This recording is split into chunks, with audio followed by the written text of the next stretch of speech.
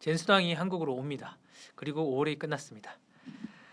그리고 지난주 금요일 코스피가 8,400을 넘어서 오늘 8,800. 대단합니다. LG전자 상한가, LG이노텍 엄청나게 높아졌습니다. 그리고 삼성전기도 200만 원을 돌파했다 오늘 좀 조정을 받고 있고요. 자, 여러 가지 이제 혼돈의 하루하루인 것 같습니다. 엔비디아 젠수당 CEO가 GTC 타이베이를 마친 뒤에 이번 주 금요일 날 한국을 방문합니다. 그리고 정의선 구강모 총수들과도 만나게 될 것으로 보입니다. 자, 지금 이 시장에서 여러 가지 기준이 필요할 것 같은데요.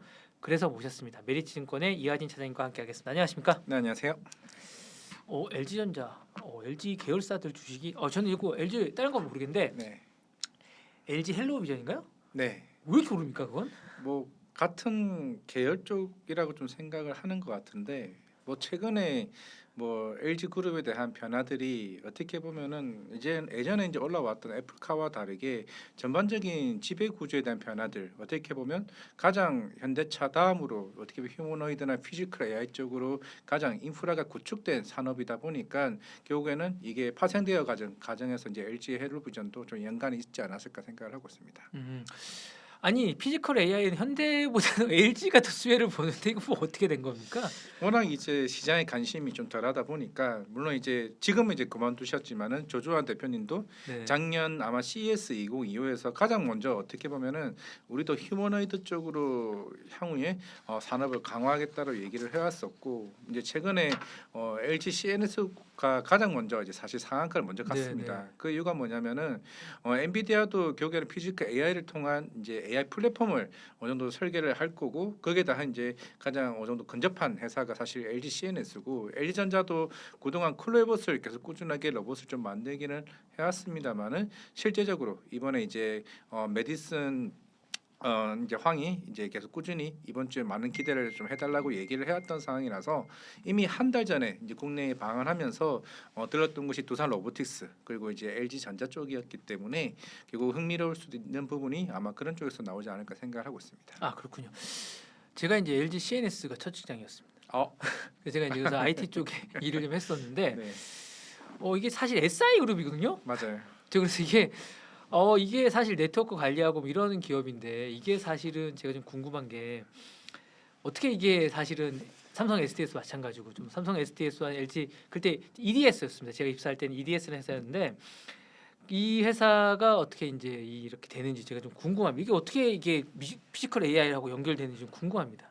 이게 그동안 뭐 이 회사가 스마트 팩토리도 하고 있었고, 뭐 데이터베이스나 이제 말씀드린 이제 SI 쪽을 이제 맡기는 하지만은 점차적으로 이제 AX 점점 한 단계 나아가는 이제 산업들을 계속 꾸준하게 이제 해왔었고, 네네. 기존에도 이제 오픈 AI나 이제 팔란티어나 여러 이제 마이크로소프트와 계속 꾸준하게 이제 사업을 계속 꾸준히 해왔었습니다. 그러면서 이제 AI 데이터 센터 이제 설계도 해왔던 부분이었고, 그리고 이제 지난주에 이제 다시 회사가 컵데이를 했어요. 컵데이를 했고, 그때 제가 이제 참관을 하면서 아마 확실히 시장에 관심이 쏠렸던 거는 뭐 스테이블 코인도 맞고, 아니면은 뭐 최근에 금융권에 대한 뭐 CBDC도 맞는데, 가장 핵심은 그러면 LG 그룹사는 정말로 이게 휴머노이드 로봇을 만들 수 있는가에 대한 핵심이었습니다. 그렇게 되면은 실제적으로 이제 LG CNS가 중간에서 할 수 있는 여러 뭐 설계 이력들이나 레퍼런스나 이게 얼마만큼 이제 시장에서 보여줄 수 있는지가 주목될 수 있다라고 봤을 때, 이번에는 뭔가 좀 다르지 않을까? 실제적으로 회사 내에서도 많은 기대는 좀 하고 있는 것 같더라고요. 그동안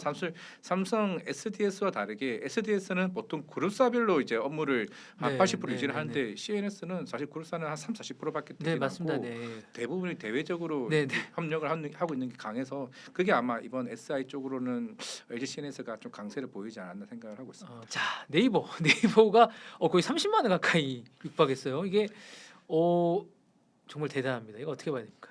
그렇죠. 코로나 때가 한 46만 원이었는데 뭐 그 시간까지는 아직은 못 들었지만은, 네.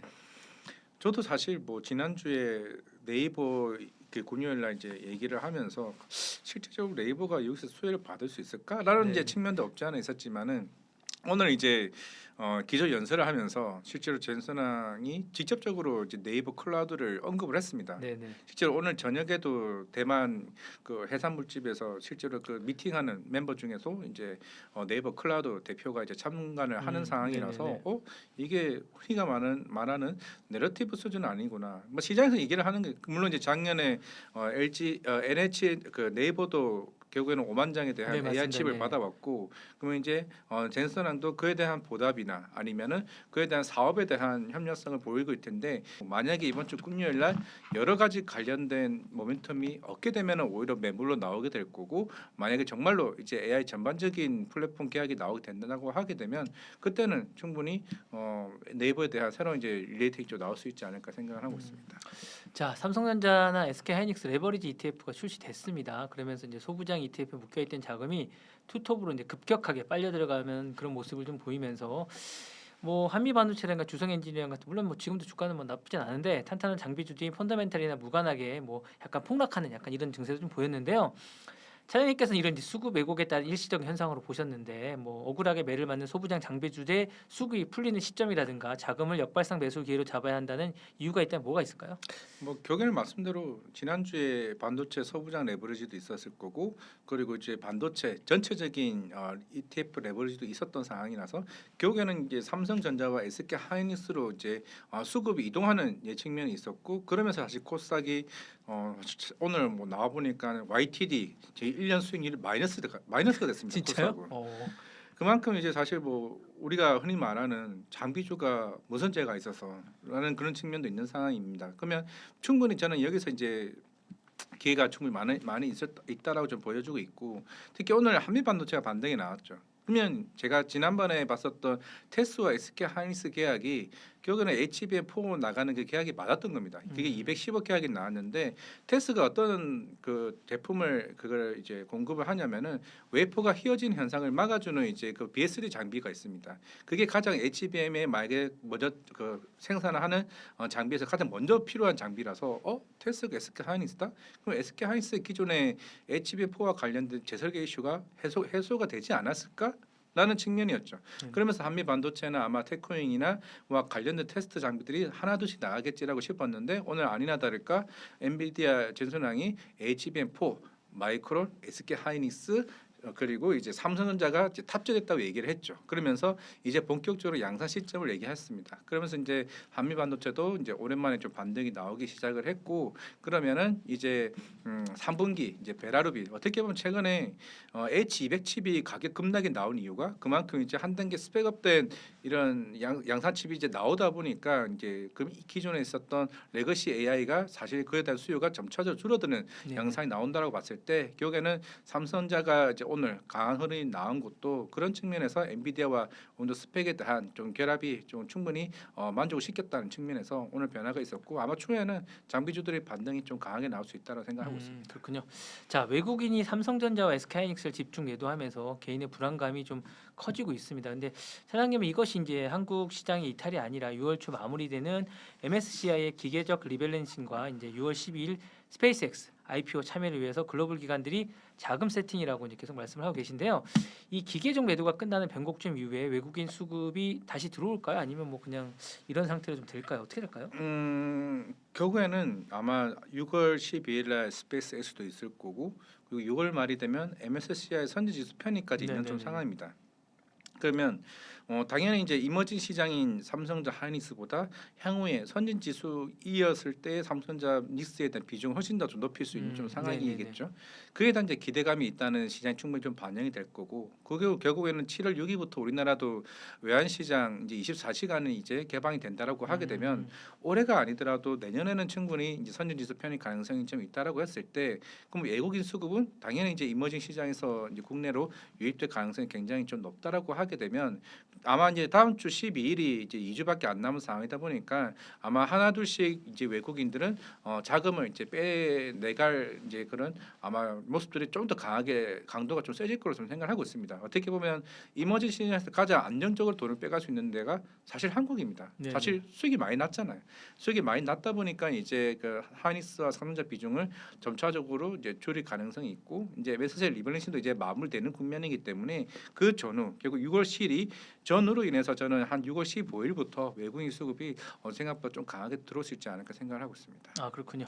자 삼성전자가 이제 그 30만 원 이제 뭐 거뜬히 넘는 그런 분위기입니다. 그런 분위기 속에서 맥커리라든가 노무라, JP 모건 등 글로벌 IB들이 이제 파업 리스크가 이제 끝난 상황에서 목표 주가를 50만 원 선 이후로 이제 상향을 하고 있는데 차장님이 제시하셨던 삼성전자 26만 원 심리적 만이선의 의미와 함께 구글, 알파벳, 뭐 선급금 효과라든가 마이크론처럼 이제 목표를 3배 상향 이끈 사례를 따라갈 때 내년도 영업이익이 만약 500조 돌파 전망과 요 40만 원 돌파 시점이 언제쯤 될 거라고 보십니까?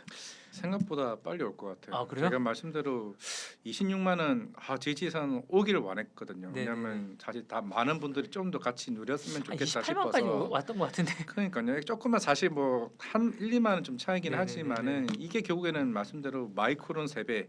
그 3배가 UBS가 29년을 밸류를 측정하기 시작했습니다. 네네. 측정할 수 있었던 거는 결국에는 ATA 장기 공급 계약이 나왔다는 거죠. 그리고 지금 이제 마이크로소프트도 삼성전자와 선급금으로 100억 달러를 얘기를 했습니다. 그럼 이제 기준치로 만약에 20%를 가정을 하게 되면 그러면 적어도 한 500억 달러 수준의 어느 정도 이미 선급 계약을 했다는 거죠.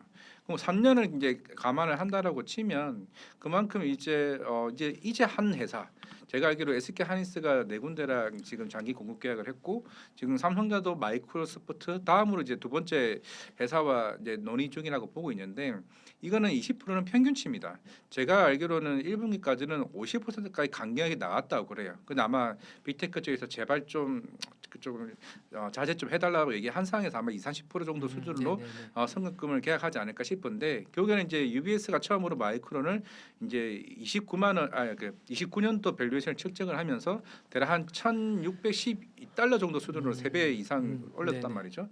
어젠가요? 이제 아마 미국의 독립 리서치 정도 수준인 것 같은데 삼성전자 82만 원에 올렸습니다. 네네.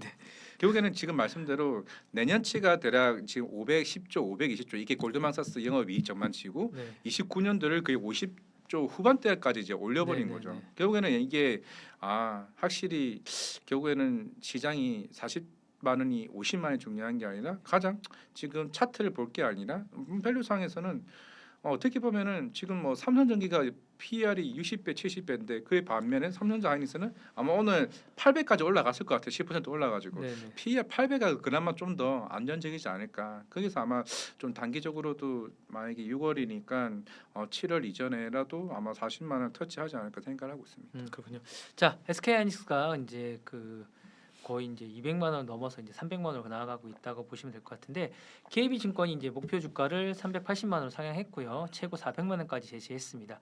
반도체 비수기 공식을 파기하는 1분기 전분기 피크를 넘어서 이제 어닝 서프라이즈를 기록하고 있는데 일단 뭐 SK 하이닉스는 이제 사이클이 아니라 성장주 멀티플로 평가해야 될 것 같은 그런 생각이 있는데 왜 그런지 좀 궁금하고요. 차장님이 말씀하시는 주가 2년 선반영 법칙상 지금 투자자들이 준비해야 될 추구 전략이 있다면 뭐가 있을까요?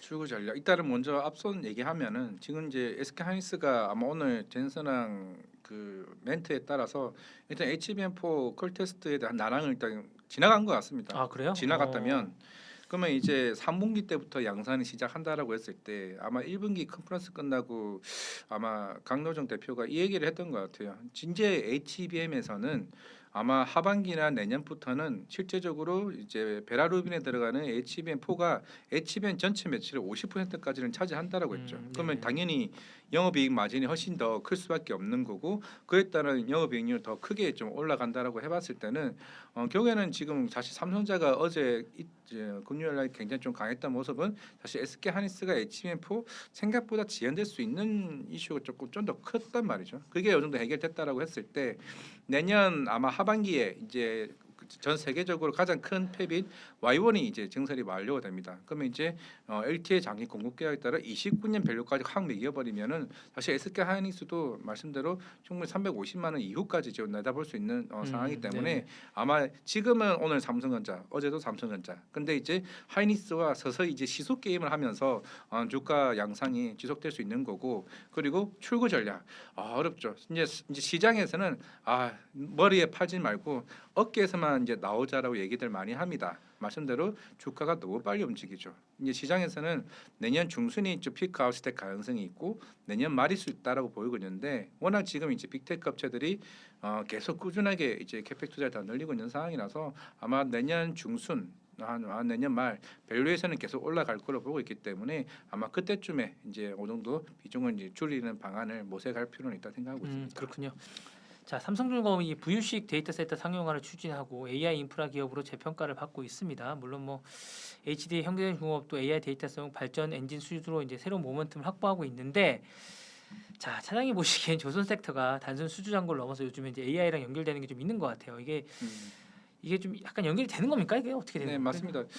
그 시작이 된 게 그 핀란드에 있는 바르질라 이제 선박 엔진 회사가 실질적으로 데이터 센터 뭐 관련해서도 수출이 계속 진행되고 있었고, 그게 현대중공업에 있는 힘센 엔진과 이제 연관이 있었기 때문에 현대중공업은 실제로 이제 이걸로 수주를 좀 받아왔었고, 이제 하나 엔진이나 삼성중공업은 아직까지는 이게 지금 당장의 자체 밸류는 측정하기 쉽지는 않을 겁니다. 이게 결국 개화되는 게 28년, 29년부터라서 그러면 이제 흔히 말해서 이게 아마 이거는 시청자분들도 아마 계속 염두에 둬야 되는 상황입니다. 항상 주가는 새로운 스토리를 좋아해요. 말씀대로 수주잔고 사실 예전만큼은 아닙니다. 워낙에 중국이 이제 대다수의 조금 난이도가 낮은 뭐 선박 같은 경우는 수주 대부분 다 쓸어가고 있는 좀 상황이고, 사실 우리나라 같은 경우는 뭐 아까 대미투자법 얘기를 해왔지만은 하반기 때부터는 이제 북미 쪽 이제 LNG나 이제 군함이나 이제 MRO 사업을 수주를 좀 본격화되기는 할 텐데, 이거는 애초에 그걸로 이미 주가가 한번 작년에 올라왔었기 때문에 사실 새로운 내용은 아니란 말이죠. 그럼 새로운 내용은 아닌 좀 상황이고, 결국에는 이제 그 전에 이제 그 카타르 에너지발로 받아왔던 그 1차 수주 물량들이 이제 1분기, 2분기 때 거의 마무리되는 시점입니다. 그게 사실 그동안 저성가 물량이었던 거죠. 그게 해소가 되면서 새로운 이제 신조성가가 지금 올라오게 되면서 그 탄력성을 받을 수 있는 수주가 나오거나, 그 부유식 데이터 센터는 이제 28년도로 이제 기준을 좀 봐야 됐을 때 그 기술력이 어느 정도까지 올라왔느냐, 그게 주 핵심이 되지 않나 생각을 하고 있습니다. 그렇군요. 일단 지금 코스닥의 어쨌든 뭐 양축이라고 하시는 이차전님 말씀을 해주셨고, 바이오 좀 궁금합니다. 이 바이오 지금 어떻게 되고 있는 겁니까? 어제 재밌는 기사를 봤는데, 재밌는 기사라기보다는 충분히 그런 가능한 네네네. 시나리오도 있습니다. 이란이 만약에 미국과 종전이 되게 되면 기술주가 주가가 세게 빠질 수 있다. 그래요? 그 말은 이제 그게 결국에는 다양한 섹터의 분산 효과를 좀 보여줄 수 있다라는 네네네. 거죠. 왜냐하면은 오늘 뭐 코스닥 그 ADR 지표가 그 48대, 47대까지 내려왔다고 합니다. 그게 예전 금융위기 때, 코로나 때 그때가 48이었는데, 근데 지금 뭐 코스닥은 무슨 죄를 지은 것도 아니고 거의 한 48까지 내려왔다는 거죠. 정말 이제 감에도인 국면은 정말 맞습니다. 오늘 심지어 한미약품은 기술 이전까지 나왔음에도 불구하고, 왜냐면은 1조 8천억이 나왔는데 계약금이 업프론트 계약금 1,100억이면은 그 굉장히 잘 나온 겁니다. 우리가 흔히 이제 계약을 하게 되면 업프론트 계약금 몇 퍼센트 받는 이게 정말 중요하고, 네네. 그 기준 중에 보통 5%를 본단 말이죠. 네. 근데 오늘 계약은 그냥 7, 8%입니다. 네네. 이게 왜 중요하냐면은 실제로 이 계약을 했을 때 이 업체가 나중에 계약 반할 요소가 약하다는 거죠. 네네. 그게 굉장히 중요한 이슈였는데 주가가 이제 올랐다가 본장이 시작하자마자 굉장히 빠졌다는 측면에서는 사실 뭐 시장이 좀 아쉬운 측면이 좀 있다라고 보고 있습니다. 뭐 특히 아스코에서도 보너의 긍정적인 데이터가 나왔었고, 최근에 D&D 파마텍도 제가 2달 전에 이세기 대표님과도 미팅했었지만은 이제 대형 그 라이센스 할 수 생각보다 크게 나올 수도 있는 겁니다.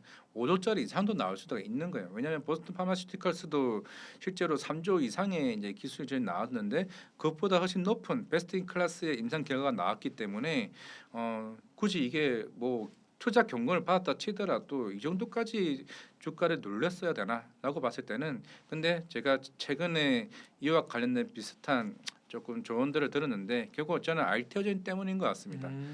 시장의 분위기는 일단 RTO젠은 거래소 이전 안 할 것 같아요. 안 할 것 같습니까? 예, 분위기는 지금 안 할 것 같고, 실제로 지금 거래소로 간다고 해서 득볼 게 별로 없습니다. 사실 IT 쪽으로 수급이 쏠리지. 그러다 네네. 보니까 기관 자금들이 안 들어왔어요. 바이오는요, 기관 자금이 들어와야 돼요. 근데 외국인들이 점차적으로 요 최근에 바이오 쪽 수급이 들어오기 시작을 했는데 왜 안 들어왔냐? RTO젠이 명확하게 지금 답변을 해줘야 됩니다.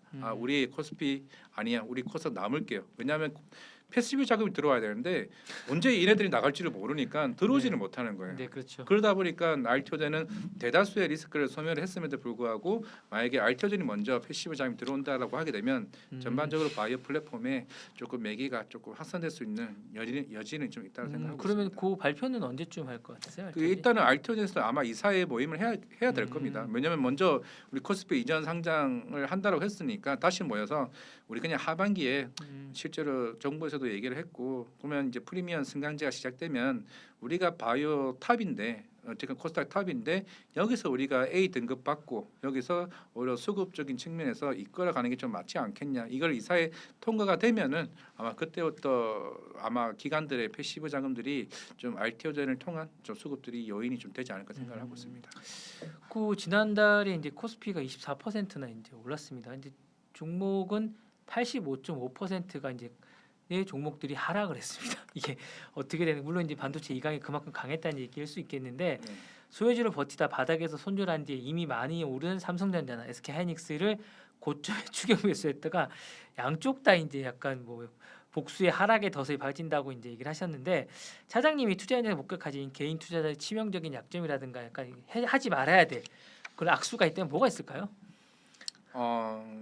급하신 것 같아요. 네. 많이 급하신 것 같고 이제 빨리 돈 벌고 싶으니까. 그렇죠. 그래서 지금 이제 최근에 단일 레버리지 ETF 나오니까 첫날부터 엄청나게 몰아왔죠. 그러게 다음날 어떤 이슈가 있었습니까? 또 급락이 또 한 번 나왔었죠. 그만큼 그 변동성이 굉장히 큰 시장이고 또 남들처럼 따라가고 싶다는 심리가 좀 굉장히 크다라고 봤을 때는 근데 생각보다 요즘에 저 주변의 지인도 마찬가지였지만 잘하세요. 근데 잘하는데 너무 언론에 너무 취해 있어가지고 그러니까 오늘 같이 뭐 네이버 급등하면 네이버 사야지, 로보티즈 사야지 이런 상황이 계속 이제 연출이 되고 있고 너무 여기서 내가 더 잘하는 것 같아라는 약간 그런 인식이 좀 제 주변에도 굉장히 좀 많습니다.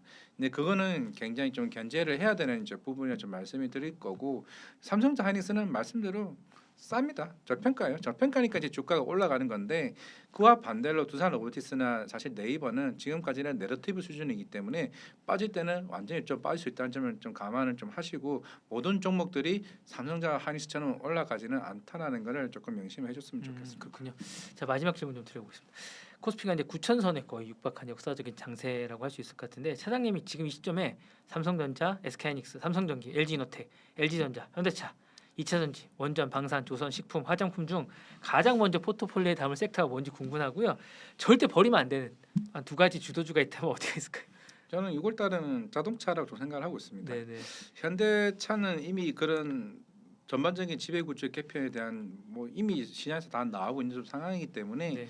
현대모비스를 일단 중간 지주사로 재편이 거의 기정사실화되는 모습을 좀 보여주고 있는 상황이고 현대차도 뭐 실적은 뭐 실적대로 뭐 하이브리드 쪽으로 하반기 훨씬 더 좀 좋아지기는 하겠지만은 명확한 건 보통 다이나믹스의 실제적으로 향후에 좀 생산할 수 있는 캐파 확보가 충분히 좀 준비가 좀 된 상황이기 때문에 뭐 리스크라 한다면은 아마 노사 관련 이슈겠죠. 노사가 지금 계속해서 이제 공장에 투입을 할 거면은 우리가 합의를 좀 해달라고 한 상인데 이것만 어느 정도 허들이 넘어가게 되면 현대차는 충분히 좀 100만 원 이상이 좀 나올 수 있다라고 보이고 있고 현대 오토에버 아니면은 뭐 현대 뭐 위아나 글로비스 같은 회사들도 결국에는 벌써 다이내믹스 위주로 좀 움직일 가능성이 있기 때문에 저는 자동차 현대차는 이번 달에 좀 굉장히 중요한 좀 이벤트가 있다라고 말씀드리겠습니다. 네. 자 버리지 않으면 안 될 주도주는 한 두 가지 있다면 뭐가 있을까요? SK 하이닉스, 삼성전자 그렇군요. 네. 그리고 SK 스퀘어도 네 스퀘어도 괜찮더라고요. 7월 달에 그게 ADR 상장하잖아요. 왜냐하면 그게 왜 SK 스퀘어냐 아마 우리가 초반에 얘기했던 것처럼 외국인 수급 입장에서는 하이닉스와 삼성가 부담스럽다면 스퀘어로 이게 옮겨갈 가능성도 있습니다. 네네. 그게 결국에는 지금 해외 신주 발행을 해버리기 때문에 그럼 SK 스퀘어는 하이닉스의 지분이 20% 아래로 떨어져요. 그러면 중간 지주사 요건은 충족을 못합니다. 그래서 이제 하이닉스가 이번에 얘기를 한 게 결국에는 자사주 이제 매입을 통한 이제 주주환원 정책을 실시를 하고 그 배당을 많이 주겠죠. 거기서 이제 자사 소각까지 이어지는 구조로 이어지게 되면은 오히려 SK 스퀘어 쪽으로 전략을 선회하는 것도 전 나쁘지 않다고 생각하고 있습니다. 자, 여러분 얘기 잘 들으셨죠? 이 부분 참고하셔서 투자하시면 좋을 것 같고요. 자, 오늘 머니원샷은 여기서 마무리하도록 하겠습니다. 지금까지 이화진 차장님과 함께했습니다. 감사합니다. 네, 감사합니다.